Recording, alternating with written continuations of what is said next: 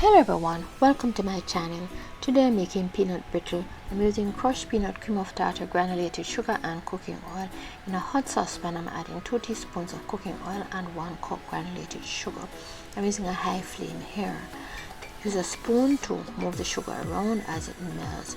Continue until it melts sufficiently to add the cream of tartar. Add the cream of tartar and stir that into the mixture. Turn on the flame here to medium-low until it caramelizes. Turn off the flame, then add the peanuts. Incorporate the peanuts with the caramel, and once that's done, turn that onto a baking sheet that has been lined with parchment paper. Spread the mixture, that has to be done very quickly, and then after about 15 minutes, cut into the desired shape. Once it's completely cooled, then break it apart and serve your favorite Jamaican snack. This video is dedicated to Beryl Alexander Baillie. It was created by her daughter, Baillie. Thanks for watching, and do not forget to subscribe, hit the notification bell, like, comment and share.